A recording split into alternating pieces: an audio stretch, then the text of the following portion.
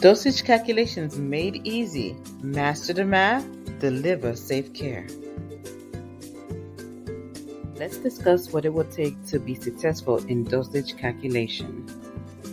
Why is it important for nursing students to know how to calculate dosage medications? Appropriate dosage calculation ensures accurate medication administration, preventing errors that keep the patient safe from harm, and it also builds confidence in clinical practice. Some of the challenges that nursing students face when doing dosage calculations. There are many challenges. Some of them include math anxiety, where students are doubting their abilities to calculate even simple math problems. Some are confused between metric systems and household measurements. Some struggle with converting units, and some are stressed during timed exams and clinical practice, which leads to mistakes.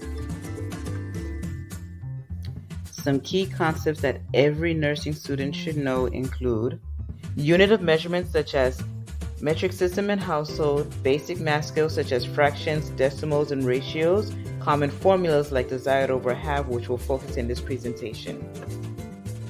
A simple math problem may be, what's ordered is 500 milligrams, but what's available is 250 milligrams for every one tablet. The question may be, how many tablets should be given to the client?